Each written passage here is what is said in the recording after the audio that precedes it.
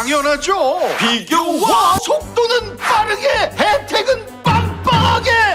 비교와 인터넷 비교 원할 땐 인터넷 가입. 서경석도 인터넷 가입을 원할 땐 비교원. 여러분 안녕하십니까. 명절에 여러분들과 함께 특집 인터뷰 마련했습니다. 오늘은 취재기자가 아니라 고발뉴스 대표로서 언론사를 운영하는 저널리스트로 이상호 대표 모시고 지금 현재 전국을 조금 다른 각도에서 깊이 있게 다뤄보고자 합니다. 이상호 기자 나오셨습니다. 어서 오십시오. 네, 안녕하십니까. 자, 지금 이제 대표라고 부르고 방송을 좀 진행하겠습니다. 네네.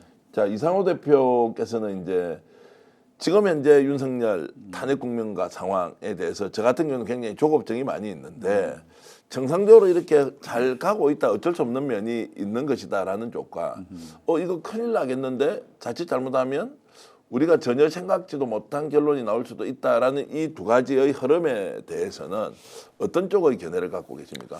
글쎄요, 저는 오늘 뭐 언론사 대표 입장에서 네, 한번 예. 이야기를 구해보자고 하시니까 기자로서는 사실 하루하루 그 팩트 스트레이트 경쟁을 통해서 당장 국민들이 알기를 원하는, 알려야 하는 부분에 대해서, 그러니까 전투 상황을 저희가 데일리 리포트를 하게 돼 있는데 그거보다는 전쟁이라는 측면에서 한번 오늘은 보고 싶어요. 좀 통시적인 관점에서 지금 윤석열 탄핵이라는 게 도대체 한국 현대사에서 어떤 의미고 이게 제대로 극복이 되려면 어떻게 우리가 나아가야 될까를 사실 우리가 매일매일 일상 우리가 뭐 스픽스 우리가 역전용사들에서는 그냥 당일 스트레이트 뭐 특종 뭐 이런 것에 쫓겨가지고 얘기 못하는 부분들이 있단 말이에요. 매일 취재를 해야 네네. 하고 또 그걸 알려야 하니까 그렇죠. 예.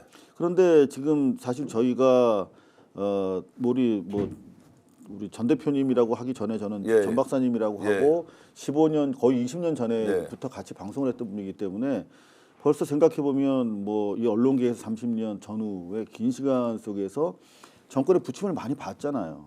그러면 이번 상황에 대해서도 장기적이고 그 통시적 관점에서 볼 예. 필요가 있다. 한 번쯤 우리가 그 얘기를 해줘야 돼, 누군가. 예. 자, 그렇다면 우리가 MB 정권 그리고 사실 MB 정권도 하자 정권이었는데 아주 연성화된 사실 구테타 과정을 통해서 집권한 것이었고 실제로 박근혜도 그렇고 윤석열은 이 MB와 박근혜의 실패, 패배를 통해서 배운 더 진화된 바이러스란 말이에요.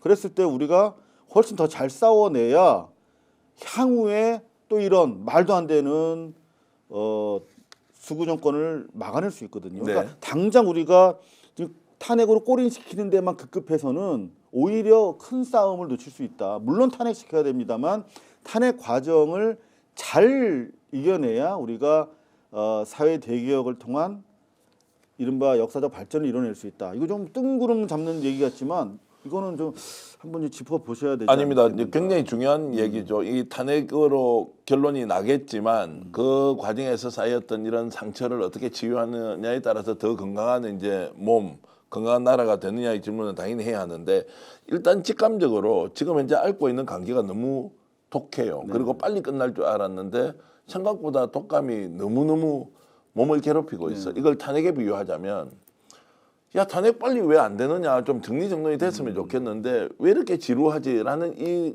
국민들의 느낌이 있잖아요.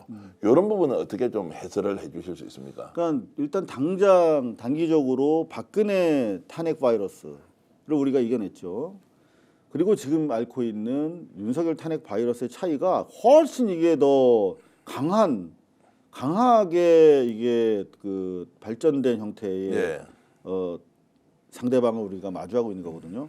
이를테면은 박근혜 같은 경우에는 이렇게 악마적 바이러스가 아니었어요, 사실. 그러니까 우리가 물론 민주 진영이 잘못해서 박근혜가 집권하긴 했지만 가만히 생각해 보면 박근혜에 대해서 일말의 중도층의 기대가 있었던 건 사실이에요. 그리고 민주 진영에서도 혹시 아빠가 독재자였으니까 박근혜가 그래도 민주화 산업화의 어떤 그 화해를 정치적으로 해낼 수 있지 않을까 하는 기대도 적지 않았어요. 왜냐하면 실제로 경제민주화와 관련된 정책도 제법 있고 그래서 처음엔 좀 기대가 있었던 것도 사실인데 결정적으로 탄핵에 이르게 된 것은 이렇게 아주 진짜 전면적인 반헌법이 아니었어요. 네. 지금 생각해 보면은 그 최순실이라는 그 최태민의 딸 때문에 야금야금 친분을 통해서 배려했던 것이 결국은 국정농단이라는 큰 문제로 발전됐고 실제로 박근혜는 반성했습니다. 그리고 이제 지금 사건의 사이즈로 보면 박근혜 비할 것도 탄핵은 아니죠. 조족지열, 세발의 피죠. 지금 그런데도 속도가 더 안 나. 그렇죠. 근데 이제 그때만 해도 국민들이 치료하기가 상당히 용이한 예. 바이러스였어요. 국정농단이라고 하는 보도 듣도 못한 무슨 역사 속에서만 나오던 것이 딱 펼쳐지니까 그냥 바로 분노가 집결됐고 박근혜가 기본적으로 꼬리를 내렸잖아요. 예, 예. 잘못했다고 하고 그러니까 더 이상 박근혜 잘못했다고 하는데 그 박근혜를 중심축으로 내세워서 수구 기득권이 응집할 수가 없는 것이죠. 잘못했다고 하는 사람인데.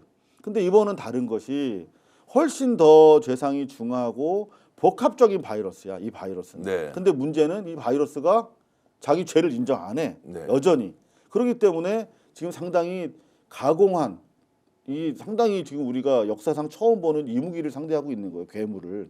근데 사실 저는 이번 탄핵 과정이 지난하게 지금 지속이 되면서 많은 분들이 이렇게 힘드냐 이 탄핵시키기가 이렇게 생각하시는 게 현직 대통령 상태가 유지되고 있으면서 반성도 하지 않고 여전히 기득권이 똘똘 뭉쳐가지고 저항하고 있단 말이에요. 그리고 이게 탄핵 전쟁의 양상을 보이고 있지만 실제로 기득권은 이미 박근혜 때 학습된 걸로 2달, 3달 뒤에 대선 지금 진지를 구축하고 있는 거거든요. 그러니까 탄핵이라고 하는 싸움과 동시에 대선전으로 물밀듯 들어오고 있는 상대방을 응전해야 되는 네. 민주 진영이 대단히 어려운 두 개의 싸움을 진행하고 있는 것이거든요. 그러니까 훨씬 더 지금 이게 싸움이 진행할 수밖에 없는 거죠. 자, 우리가 이제 좀 솔직하게 현재 상황을 좀 진단하면서 질문을 들어보겠습니다. 제가 국힘 쪽을 지지하면 국힘은 이미 윤석열 탄핵을 기정사실로 받아들이고 후보별로 잠룡들이 적극적으로 움직이면서 대선 채비를 하는데 민주당은 대선이라는 띠긋자도 말을 꺼낼 수가 없습니다. 그렇죠. 자, 그러면 나눠서 질문 드릴게요. 탄핵과 윤석열의 내란 구속 이후의 기소는 이미 정해진 거죠. 여기에 대해서 우리가 의심의 여지가 없는 거 아니에요? 다만 시기만 남아 있죠. 2월 말이다, 3월 초다, 3월 중순이다. 네. 그럼 이것도 이제 거의 다 정리정돈이 되는 거지 않습니까? 그렇죠. 자, 네. 이거는 이제 전제하고 보면 그런데 오히려 국힘이 더 빨리 움직입니다. 대선 후보들 제가 알기로는 A 후보가 대구에 대선 캠프를 차렸다. 물론 지역 캠프를 차렸다. 그 다음에 B 후보가 서울에도 사무실을 냈다. 이렇게 막 발빠르게 움직이고 있습니다. 그런데 거기에 대해서는 아무도 비판을 하지 않고 민주당은 저 이재명이 대통령 해먹으려고 지금 탄핵을 주도하고 있다라고 또 얘기를 하는 이 두 가지의 상반된 그림은 어떻게 설명해야 합니까? 그러니까 그게 지금 비단 현재만 진행되어 온 그 불공정한 언론의 자세가 아니라 이미 3년 전부터 계속 그렇게 해왔죠. 이재명에 대해서는 사실 언론의 공정성이라는 잣대가 이미 무너진 상태였다. 일단 현재 보면은 윤석열이 탄핵과 관련돼서 법리적으로 공방하지 않잖아요. 어제 헌재에 봤잖아요. 그러니까 기본적으로 윤석열은 대선 이슈를 띄우고 있는 거예요. 그 야당의 독재 그리고 이재명을 비판하고 있는 거거든요. 그러니까 실제로 윤석열의 이른바 변론 전략도 그 기소되든 뭐 탄핵되든 상관없이 변론 전략이 이재명 깍이야. 동시에 정권 재창출이야. 윤석열도 정권 재창출이 목표고 그리고 윤석열을 둘러싸고 현재 기생하고 있지만 이미 대선을 준비하고 있는 국임당의 주자들도 정권 재창출이야. 그러니까 윤석열과 다른 잠룡들의 이해관계가 일치해요. 원래 일치하면 안 되잖아. 네. 이미 죽은 그 사실상 이제 지나간 정권인데 지는 별인데 윤석열과 잠룡들의 이해관계가 똑같아요. 똘똘 뭉쳐 있어. 그래서 기득권에 균열이 없어요. 그런데 반해서 이재명 대표는 지금 상태에서 아까 말씀드렸지만 늘 그래왔던 것처럼 먼저 정치적인 얘기를 하면 안 돼.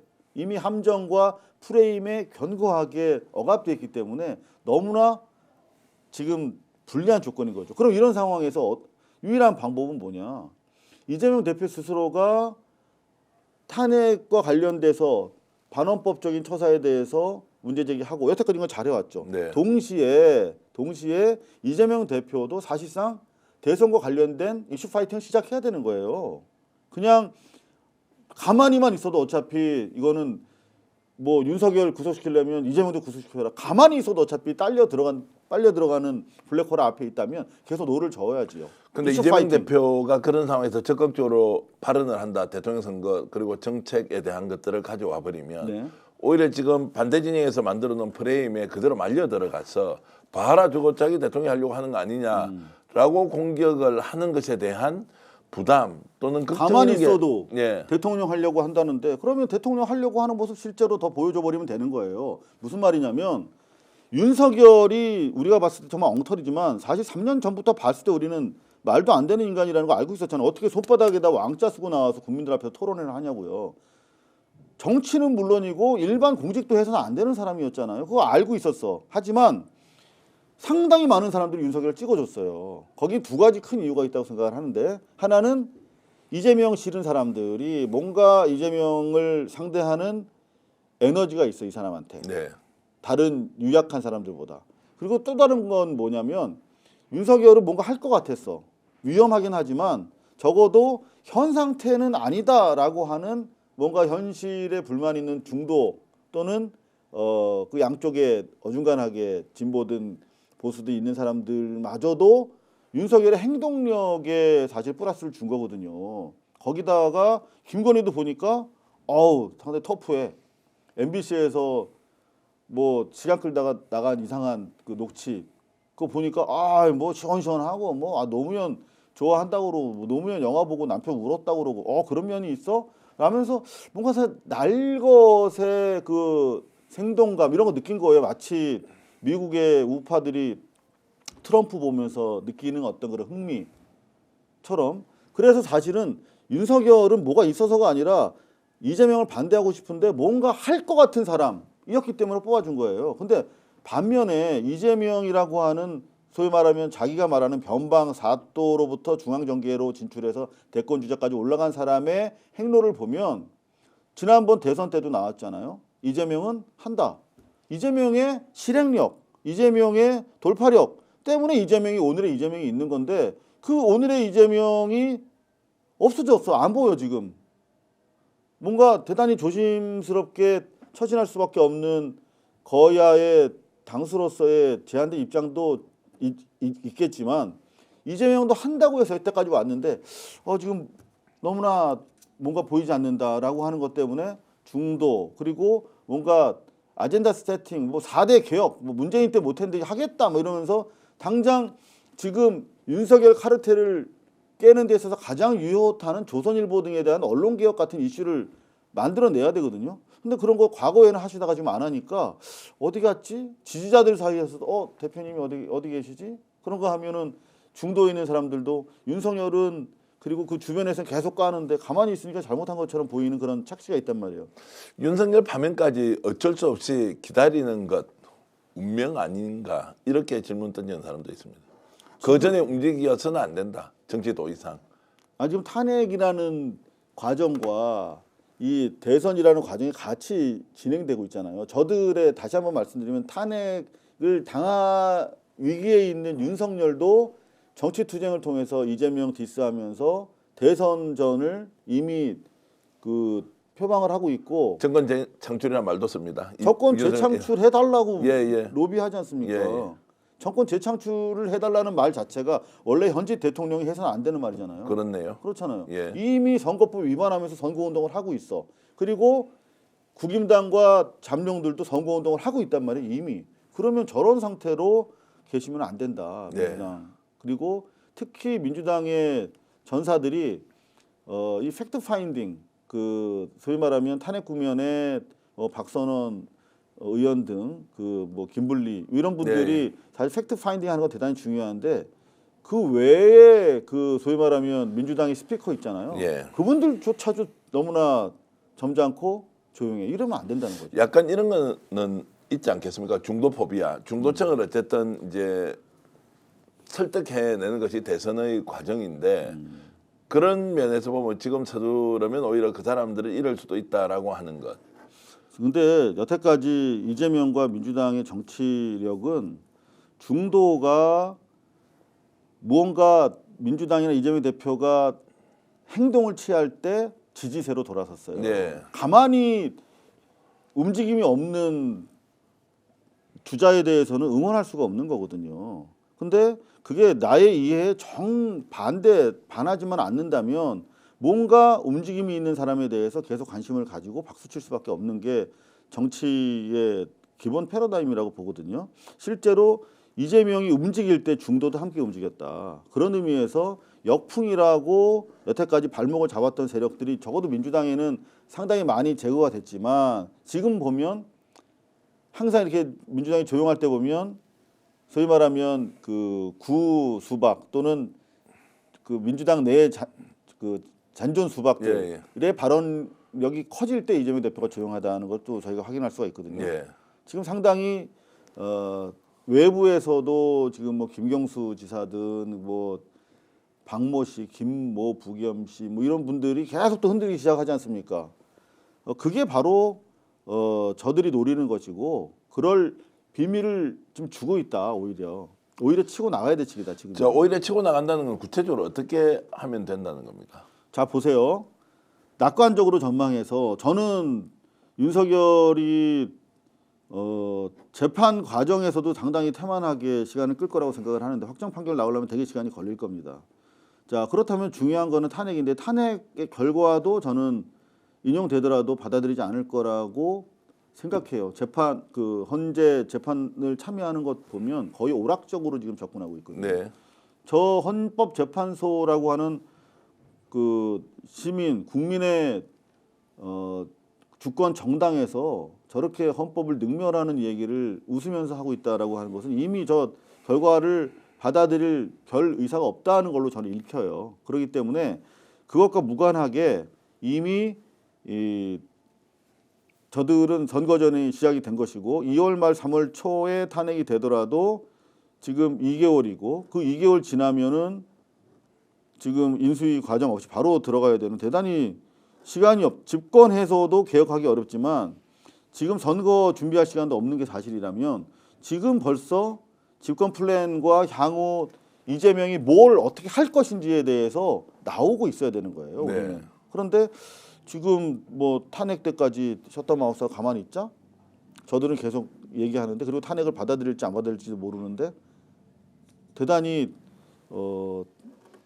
지금 낙관적으로 보면서 절차를 기다리면서 안정감을 주자라고 하는 것은 대단히 지혜롭지 못한 보이지 태도라고 않는 생각합니다. 곳에서 실제 준비를 하고 있을 수도 있지 않습니까? 자기끼리 준비하는 건 준비가 아니죠. 예. 국민들이 이재명이 어떻게 할 것이고 그게 우리 사회를 어떻게 다르게 할 것인가를 기대를 창출하면서 희망을 공유하는 게 정치 과정이고 그래야만 중도도 움직인다라고 봤을 때 그런 것들이 자신감 있게 과감하게 당당하게 진행이 돼야 된다고 생각합니다. 자, 이 말씀을 이제 그 대선 과정에서 민주당 이재명 후보가 될 가능성이 월등히 높죠. 그렇죠. 압도적으로 높지 않습니까? 그러면 집권 이후에 실제 실력을 보여줘야 하는데 지금 뭔가 집권 플랜이 나오지 않으면 잘할 수 있을지 없을지 오히려 우려가 될 수도 있다. 이런 것이 좀 현실적으로 와 닿습니까? 어떻습니까? 지금 실제로 지금, 집권을 하면 훨씬 더 잘할 것이라고 기대하지 않습니까? 근데 사실은 우리가 그 정권 시작하기 전에 하는 모습 보면 알 수 있거든요. 네. 문재인 정권 초반에 인수위 과정 보면서 이게 힘들겠다라고 생각했던 분들 많이 계실 겁니다. 이미 전부터 기세로 판단할 수 있는 부분이 있거든요. 상대방에 대한 인식을 정확하게 해야 탄핵도 성공적으로 할 수 있고 그 이후에 소위 말하면 사회 대기업도 가능한데 윤석열의 기득권의 실체에 대한 분석을 지금 하고 공격이 이루어지고 있어야 되는 거거든요. 지금 윤석열만 공격하고 있잖아요, 우리가. 윤석열이 윤석열 혼자만의 윤석열이었습니까? 아니잖아요. 이를테면 해방 이후에 친일 기득권 세력에다가 그다음에 재벌 세력, 그다음 검찰 기득권 세력에다가 족벌 언론들 뭐 이런 것들이 그다음 또 관료 체제 이런 것들이 총화가 돼서 윤석열이라고 하는 얼굴마담을 갈아 끼고 집권에 성공한 카르텔 아니겠습니까? 그러면 지금 윤석열 하나 교체하려고 탄핵 국면에서 거기에만 너무 집중해서는 안 된다. 윤석열이라고 하는 내란 사범을 키워낸 공범자로서의 현재 정권에 대한 실체를 고발하면서 어떻게 극복해 나갈 것인가 하는 부분에 대해서 지금 같이 이야기가 이루어져야 된다 하는 것입니다. 자, 그러면은 이재명 대표의 머릿속에는 네. 조금 전에 얘기했던 우리 역사에 켜켜이 쌓여 있는 우리 이제 소위 말하는 이제 청산해야 할 것들, 친일 잔재, 그다음에 군사 정권의 군부 잔재, 재벌, 족벌 언론 이제 이런 문제들, 관료 사회 병폐 이런 것들을 나름대로 풀어갈 해법 또는 그 전략 이런 것들이 현재 없다 또는 부족하다 아니면 알려지지 않았다 어느 쪽으로 보시나요?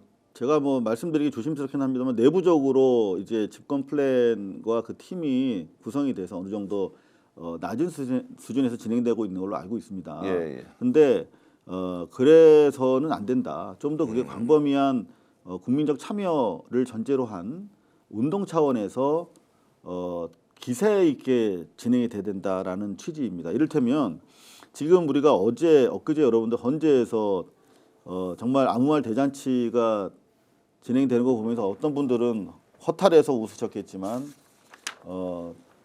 정말 코미디 같다라고 많은 분들이 대체로 여기셨을 것 같습니다. 근데 네. 저는 하나도 안 웃겼어요, 사실은. 예. 저런 자들이 어떻게 집권할 수 있었겠는가? 결국은 그 배후에 보이지 않는 기득권이 정말 가공한 수준이구나라고 하는 것과 또 다른 점에서는 헌법재판소를 저렇게 능멸하다니 저들은 이미 헌법이건 헌법재판소건 안중이 없구나 하는 생각도 해봤습니다. 자, 그 중에 하나가 이를테면은 계엄군이 아니라 계몽군이다 이런 이야기를 그냥 막 헌재에서 그 헌법재판관들 앞에서 막 발언하죠. 그런가 하면은 국회의원이 아니라 요원을 빼오라고 그랬다. 우리는 상상하기도 어려운 진짜 아무 말 대잔치인데 정말 놀라운 것은 바로 그 다음 날 조선일보가 기사를 씁니다. 보시면 제가 하나 준비를 해왔거든요. 예. 좀 띄워주실 수 그걸 있을까요? 띄웁니다. 예. 네네. 저는 이 기사 보면서 이 조선일보가 정말 이 사안에 대해서 곽종근 첫 발언은 국회의원이 아닌 요원이었다라며 김용현 의원의 의원 끌어내라 한 것이 아닌 요원 빼내라고 한 것과 관련된 쉴드를 쳐줍니다. 네. 저게 조선일보 및 현재 기득권 언론의 실체라는 거예요. 그러니까 어떤 식으로든 지금 윤석열과 윤석열 내란 동조 세력. 세력에게 편을 들고 있는데 이건 언론의 행태가 아니지 않습니까? 그런 행태가 가시적으로 보이니까 언론도 저렇게 내란 선동하고 있구나, 동조하고 있구나 느끼지만 보이지 않는 영역에서 기득권이 얼마나 지금 집요하고 조직적으로 움직이고 있는가를 생각한다면 정말 다 편하게 앉아서 그냥 텔레비전 보면서 저 탄핵 되겠지, 정권 교체 될 거야라고 낙관하기에는 대단히 심각한 상황이 지금 물밑에서 펼쳐지고 있다. 자, 국민 참여에 의한 이제 집권 전략, 집권 플랜이 나와야 하고 이것은 공개되는 것이 더 좋다라고 그렇죠. 하는 것. 그리고 탄핵이 인용되는 그 순간 파면이 결정되지 않습니까? 60일 대통령 선거를 치러야 하니까 바로 대선 레이스에 들어가 버리는 현실적 한계가 있기 때문에 오히려 미리 좀 드러내놓고 국민 참여형 집권 전략을 좀 세우자, 이제 이런 말씀으로 제가 이해를 하면 되는 거죠. 그렇죠. 그래야만 이른바 그 촛불 혁명 세력, 네. 빛의 혁명 세력이 추가적으로 참여할 수 있는 공간이 형성이 되는 것이죠. 그러니까 지난 대선 때처럼 촛불 세력들이 애써서 탄핵이라고 하는 어려운 기적을 만들어냈는데 실제 대선 과정 그리고 이후에는 촛불 세력이 그냥 조용히 일사불란하고 아주 질서정연하게 일상으로 복귀했거든요.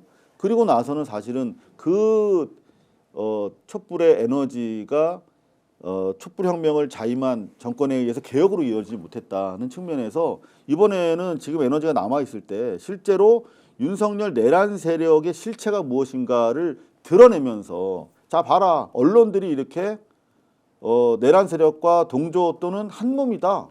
자 봐라 지금 뭐 기재부 관료들 봐라. 그리고 검찰 봐라.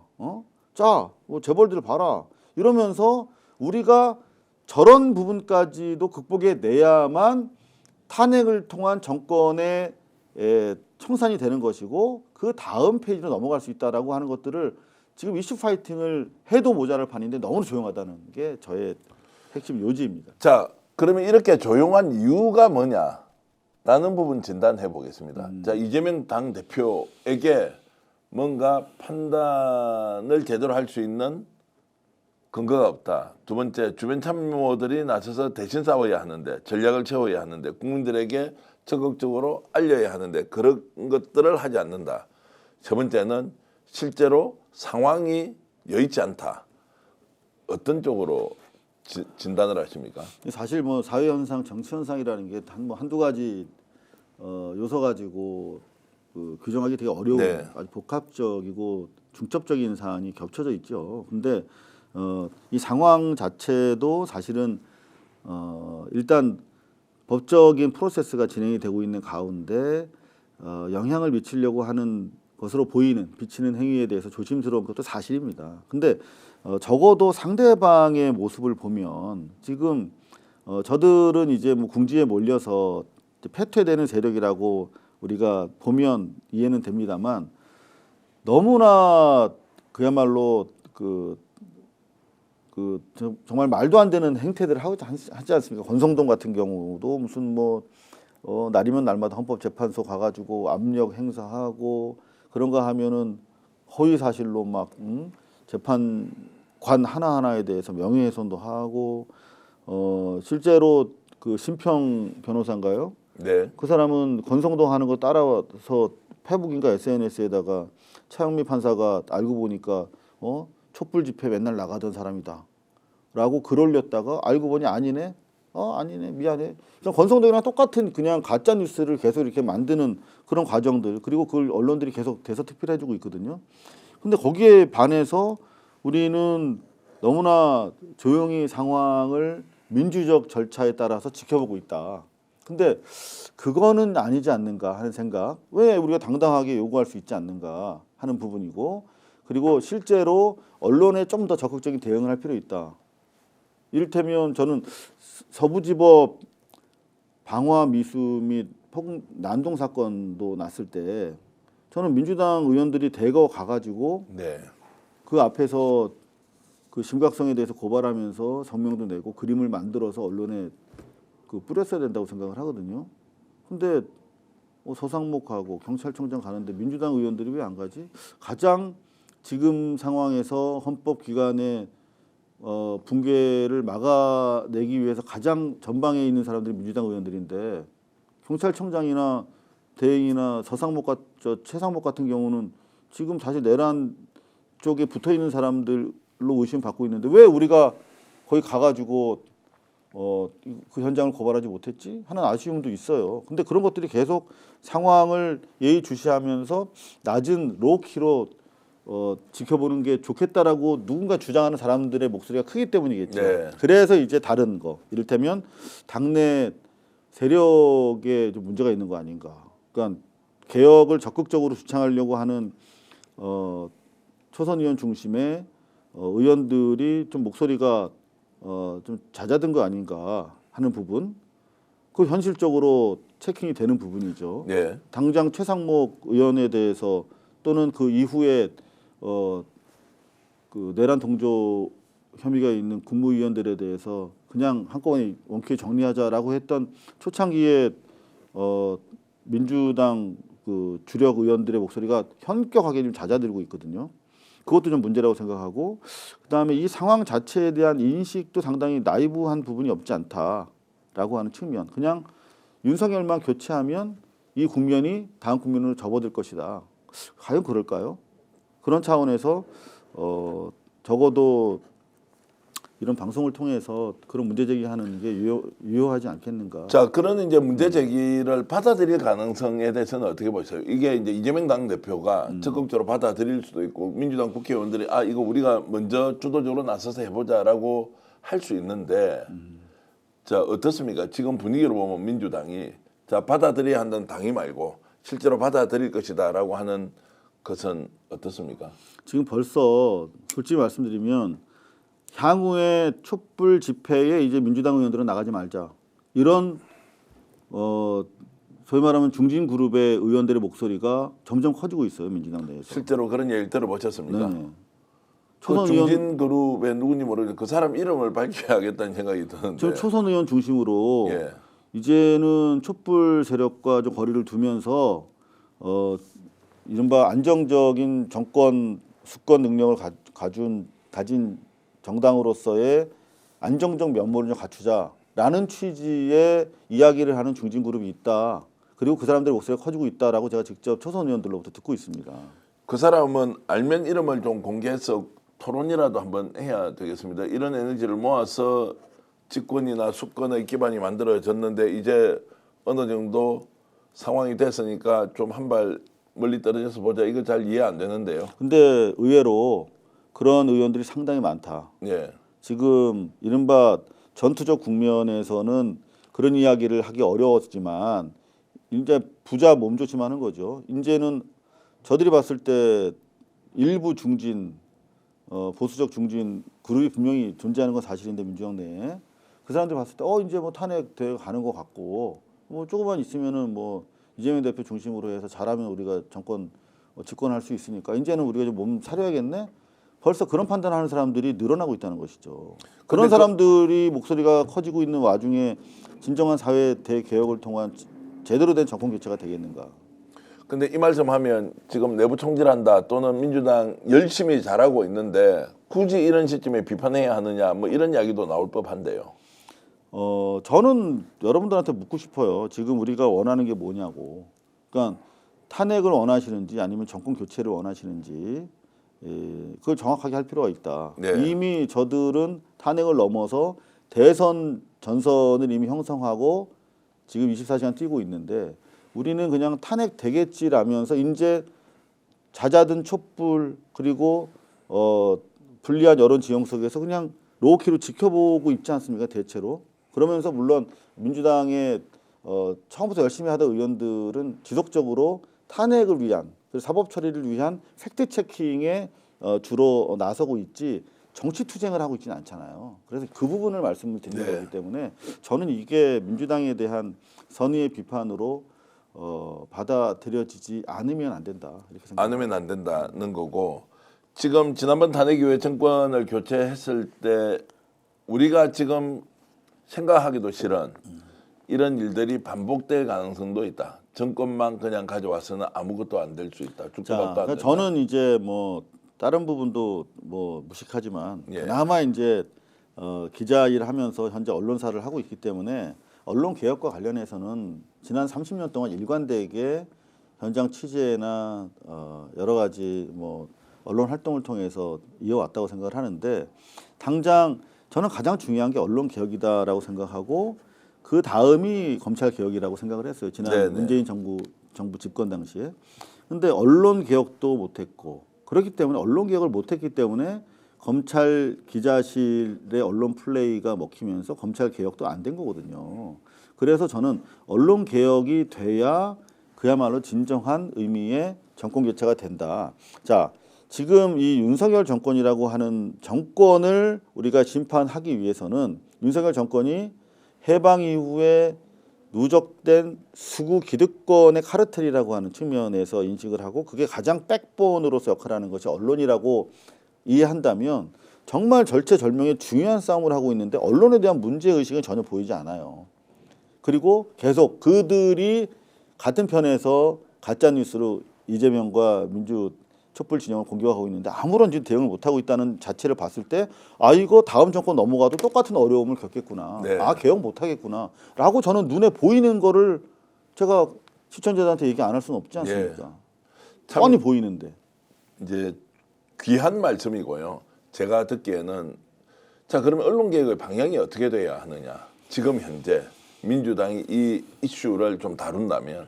자, 일단 우리는 참 어려운 위기를 겪으면서 좋은 계기로 삼을 수 있는 모멘트를 보고 있다. 뭐냐면 사실 조선일보 반대 투쟁이 우리 DJ 정권 때부터 시작돼서 거의 한 20여 년 진행이 되고 있는데, 조선일보 반대 투쟁은 여태까지 그냥 친일 그리고 반민주의 그 청와로서의 조선일보를 우리가 팽안해야 된다, 이렇게 다소 역사주의적 관점에서 접근을 해왔거든요. 그게 근데 이 젊은 세대들이랑 함께 하기엔 좀 어려운 이슈였단 말이죠. 근데 이번에 정확하게 조선일보는 청산돼야 될 구체적 혐의를 노정하고 있어요. 드러내고 있는데, 그게 네. 뭐냐면 내란에 동조하고 내란을 선전선동하는 노골적 행위를 지금 하고 있지 않습니까? 잘 됐다. 우리 그럼 이런 내란 세력이라고 하는 관점에서 조선일보에 대해서 우리가 문제 제기를 하자라고 할 수 있는 거죠. 여러분들 보시면은 전면 광고로 조선일보가 연일 헌법재판소를 탄핵해야 된다. 이재명 대표 감옥 보내야 된다. 이거는 여기까지는 정치투쟁이라고 봐요. 네. 그런데 어떤 광고 내용을 실어주고 있냐면 뭐죠? 중국이 선관위에다가 간첩 파견해가지고 부정선거하고 있고, 그거를 문제 제기하려고 그랬는데 지금 내란이라고 몰아간다라고 하는, 그야말로 내란범들의 내란 세력의 입장을 전면 광고로 내주고 있어요, 조선일보가. 이거는 충분히 조선일보에 대해서 기존의 조선일보가 갖고 있는 여러 혐의와 별도로 이번 내란 과정에서 단 요것만으로도 충분히 조선일보에 대해서 아주 유효타를 네. 매길 수 있는 상황이 됐다. 그래서 이번에 내란 세력에 대한 소위 말하면 일망타진이라는 관점에서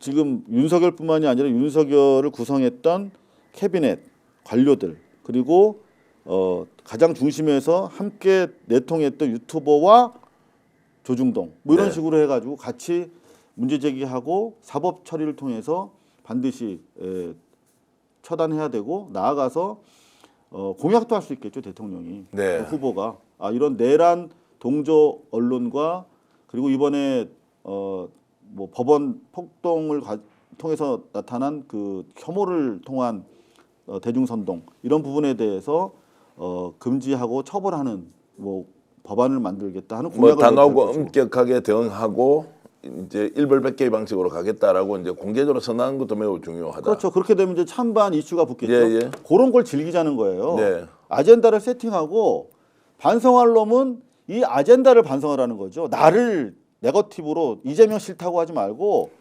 내가 이 내란 동조하는 수구 매체에 대해서 이거 처벌해야 된다라고 내가 주장하고, 요 정책과 주장을 가지고 찬반이 붙도록 해야지, 그냥 가만히 앉은 상태에서 나에 대한 비난을 감수할 필요는 없다는 것이죠. 네. 적극적으로 이슈 파이팅 해야 되는 이유다. 제가 최근 이제 탄핵 국면에서 이런저런 취재를 하면서 이제 탄핵 이후에 대한민국이 어떻게 가야 하느냐는 그 주제에 대해서 말씀하시는 분은 제가 이제 처음 들었고, 특히 언론개혁과 관련된 부분도 구체적인 방안을 이제 제시를 했는데, 이제 이걸 하려면 이제 민주당의 이재명 대표 또는 뭐 개별 국회의원이 헌법기관으로서 열심히 또 뛰어들면 된다라고 이제 이렇게 할 수 있는데, 그래도 이재명 당대표가 주도적으로 이 문제를 아젠다 세팅을 하고 밀어붙여야 한다, 이런 말씀을 좀 공개적으로 하실 수 있겠습니까? 그렇죠. 이재명이 정말 그 작은 책임으로부터 시작해서 큰 책임을 지고 있고, 더 큰 책임을 좀 국민들한테 요청을 하고 있는 것이 아닙니까? 일하고 싶다라고. 자, 그렇다면 이재명 대표 입장에서는 지금 이 중차대한 시점에서 로우키로 안정감을 주는 것도 필요합니다만, 자기가 직접 나서기 어렵다면 당내 특위라든가 뭐 개혁 특위라든가 아니면 내란 극복 뭐 위원회라든가 통해서 정확하게 내란 세력의 구성과 그리고 그들의 아킬레스를 분석을 해서 그거를 대선 공약으로 발전시키는 과정에서 어떻게 이 촛불 세력을 참여시킬 것인가 하는 그런 논의를 시키면 되죠. 네. 대표니까 직접 자기가 뭐 나서서 직접적인 그 과정에서 총탄을 맞을 필요는 없다고 생각하고요.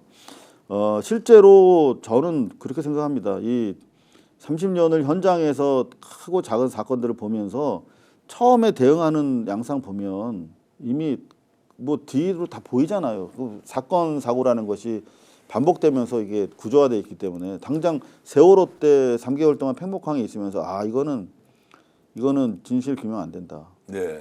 첫 단추부터 세월호의 피해 상황조차 인식을 안 하고 있어요. 해수부와 행자부, 국회 그 뭐 국무총리실에서 나와 있었지만 지금 세월호가 어떤 상태에 처해 있고 생존 가능성과 희생자의 분포, 그다음 구조 방법 등에 대해서 아무런 플랜이 없어요. 끝날 때까지. 그래서 그냥 유가족들이 뭐 바지선 옆에 대달라 그러면 아 그럴까요? 그럼 바지선 알아보고 거지 동냥하듯이 수세적으로 추수적으로 그렇게 하는 상황만 그냥 관리하는 관리하고 거야. 예. 예. 그러니까 딱 우리가 이제 사건 사고 현장이라든가 정치적 격변의 현장에서 딱 초반에 이렇게 딱 이 삿바 잡는 거 보면 아 이거 안 되겠구나. 네. 아 대충 나오잖아요. 정확하진 않지만 근데 지금 우리가 탄핵 국면에서 민주당이 그립을 잡는 모습 보면 대단히 착한 그립이에요. 착한 그립. 네. 그러니까 어떻게 하면 요거를 팩트 파인딩을 잘 해가지고 리걸 시스템을 통해서 잘 요게 패스 골인 시킬 것인가 하는 아주 착한 작전을 세우고 있는데 저들은 대단히 사악하게 그 내란을 진짜 그야말로 통해서 민주주의를 훼손하려고 했던 자들인데 붕괴하려고 했던 자들인데 어마어마한 변칙적이고 반칙적이면서 막 이상한 짓들을 막 집단으로 하고 있는데 우리가 그렇다고 해서 똑같이 대응할 필요는 없지만 보다 좀 더 우리가 정교하게 대응할 필요는 있다. 쉽게 얘기하면 민주당이나 야당은 너무 착하다. 진보 진영은 너무 순수하다. 좋게 얘기하면은 그냥 착하다인데 상대를 대항하기에는 국민들에게 뭔가 확실한 비전을 주기에는 좀 약하다. 저는 그래서 이재명 대표에게 공개적으로 사실 그의 리더십에 대해서 다시 성남으로 다시 경기도 지사 시점으로 돌아가 달라라고 조언하고 싶어요. 무슨 초심으로 말이냐면, 돌아가라. 네, 그 국민들이 열광하고 변방의 이재명을 광장에서 그리고 여의도에서 불러냈을 때는 이재명의 카리스마틱 실행력이었어요. 네. 그러니까 사실 우리가 뭐 누구나 하는 얘기입니다만 민주주의는 법치를 필요로 하는 거잖아요. 근데 말이 법치지 법치라는 것은 강한 공권력을 의미하는 거거든요. 그러니까 그 민주주의 종주국인 미국에다가 독일이 나치를 겪고 나서 야 너희들 민주주의만 되는 게 아니라 강한 법적 공권력이 필요한 거야라고 조언을 했다는 거 아닙니까? 이 나치의 준동을 보면서 네. 실제로 우리가 나치만한 윤석열의 준동을 봤잖아요. 그러면 이제 우리는 단지 노무현 대통령 그렇게 하다 돌아가셨고 문재인 대통령 그러다 개혁 실패했지만 민주주의가 되는 게 목표, 민주주의자가 되는 게 목표가 돼서는 안 된다. 저는 카리스마틱 데모크라시가 필요하다. 그러니까 소위 말하면 우리가 군부 독재를 거쳐오지 않았습니까? 박정희한테 우리가 당했지만 뭐였으면 밀리터리 딕테이터십이었잖아요. 네. 오서리테리언 밀리테리언이즘이라고. 오서리테리언이 필요해요 우리가 사실은. 네. 그 권위주의적 민주주의자의 시대가 필요하다. 그리고 권위주의적 독재 시대에서 네. 권위주의적 민주주의가 필요하다. 그 네. 법치가 힘이 있어야 한다는 것인데 그렇죠. 딱 발언 또는 이런 걸로 봐서는 느낌으로는 권위주의적 민주주의 이거 뭐 우리 국민들이 바라는 것인가 이런 생각이 좀 언뜻 들긴 합니다. 근데 그 탈권위랑 예. 민주랑 동치시키는 건 대단히 문제가 있다고 생각하거든요. 네. 지금 트럼프 같은 경우에 상당히 많은 사람들이 미국 사람들은 우려하고 있지만 사실 상당히 많은 중도층과 보수층이 기대가 되게 커요. 트럼프에 대해서. 트럼프가 바로 그 오소리테리언 데모크라시를 하고 있는 거거든요. 대단히 이 권위라는 게 뭐냐면 공권력에 대한 뒷받침을 통해서 네. 민주주의를 구현하겠다라고 하는 것이거든요. 근데 우리는 사실은 독재 정권으로부터 넘어오면서 DJ라고 하는 거의 무슨 뭐 성자에 가까운 정치 지도자를 거치면서 마치 민주계에서 집권하면 DJ처럼 해야 되는 것처럼. 그래서 그냥 저들이 나를 뺨을 때리면 나머지 뺨도 내주면서 희생적이고 헌신적으로 리더십을 행사해 왔지 않습니까? 근데 그러다 보니까 노무현도 검사들한테 일개 검사들한테 나를 때려라. 내가 대화해줄게. 네. 라면서 그 과정에서 권위를 내려놨어요. 권위는 나쁜 게 아니거든요. 네. 대통령에게 부여된 헌법적인 권한을 충분히 국민과 민주주의 체제를 위해서 행사하도록 부여하고 있는데 사실 이재명 대표가 그걸 했거든요. 경기도지사 하면서 코로나 때도 신천지까지 가서 법 집행하고 그런 게 있었어? 효용감 완전히 극대화됐었지 않습니까? 네. 그런 차원에서 법으로 할 수 있는 최대한의 강제력을 동원해서 민주주의 체제를 완성하고 이게 독재로 역진하지 못하도록 막아내는 거. 그게 사실은 이재명한테 시대가 요구하고 있는 새로운 리더십. 오늘 고발뉴스 이상호 대표 말씀을 통해서 우리가 지금 내란범에 대한 사법 처리 그리고 대통령직에 대한 파면, 윤석열의 탄핵 절차에 집중하고 있는 동안 대통령 선거가 치러지면 그 위에 누군가 대통령이 될 것이고 그 시점에 집권 플랜은 무엇이고 어떻게 대한민국을 만들어갈 것인지에 대해서 생각할 계열과 여유가 없었습니다. 그러나 오늘 명절 이런 인터뷰를 통해서 다시 한 번 더 생각해봐야 한다. 민주당은 집권 정당으로서 준비를 제대로 하고 있느냐. 반대 진영의 경쟁자인 국힘은 사실상 대선 레이스를 펼치고 있는데 어느 정도 준비 상황이 범야권 진영에서는 이루어지고 있는지에 대해서 진지하게 고민해야 한다. 역시 국민들에게는 행동으로 보여주는 수밖에 없다. 초심으로 돌아가서 원래 왜 이재명이 우리의 지도자가 되어야 하는가의 질문은 결국 그의 판단과 행동에 대한 국민의 지지였다라는 것 꼭 좀 기억해 주시면 좋겠습니다. 오늘 이렇게 귀한 말씀 해주셔서 감사드리고요. 명절 이후에는 또 열심히 현장 취재하면서 취재 기자로서 또 뵙도록 하겠습니다. 네. 자, 오늘 여러분들과 함께 명절 특집 인터뷰 고발뉴스 대표 이상호 기자와 함께 했는데요. 자, 고발뉴스가 더 잘 되는 것이 대한민국이 훨씬 더 성장하는 것이다. 이런 마음으로 고발뉴스 구독, 좋아요 눌러주시면서요. 스픽스도 열심히 여러분 응원해 주시면 고맙겠습니다.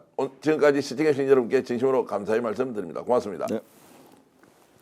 당연하죠. 비교와 속도는 빠르게 혜택은 빵빵하게 비교와 인터넷 비교 원할 땐 인터넷 가입 서경석도 인터넷 가입을 원할 땐 비교 원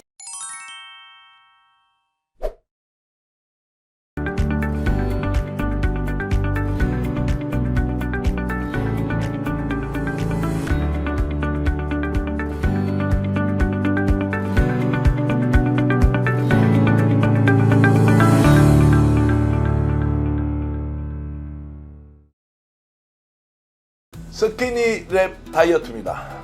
대한민국 국민들 탄수화물 정말 많이 섭취하지 않습니까? 한국인에게 딱 맞는 다이어트 제품인데요. 저 앞에 쭉 보십시오. 이런 제품 스픽스 스토어에 들어가시면 여러분 직접 확인할 수 있습니다. 올리브영에서요. 대한민국 넘버원 판매량을 기록했던 제품, 이 제품 식사와 함께 드시면 정말로 다이어트 효과 있다. 제가 강력하게 여러분들께 추천합니다. 스키니랩.